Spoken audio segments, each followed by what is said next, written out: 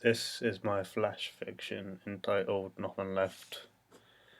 An overjoyed man, almost skipping with happiness, walks down the long road back to his house, with nothing but a small black bag in his hand and a grin from ear to ear. He was neither half young nor old, but a man in the prime of his life. His black hair seemed darkened by the beating hot sun on his head. Those who lived along the street had come to know the happy man over the last 6 months. They would all stop and wave or talk with him as he walked down.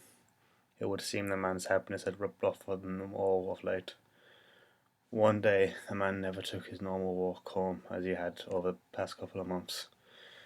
The people from the street were confused, as they had come to expect him. A week or two later the man finally returned, but was no longer the same. Gone was the quickness of his feet. He now seemed to find each step harder than the last.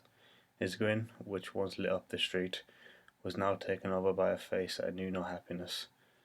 The man that the people had come to know and love was no more, and when they tried to interact with him or wave as they had for many months before, he wouldn't see them. He no longer cared for anything. One day the man walked into the centre of the street where the people came to sell items that they no longer needed, with nothing but the small black bag he had once carried with such joy. A young woman who once chatted to the man every day remembered the bag that was carrying, wanting to know what had once filled him with such happiness.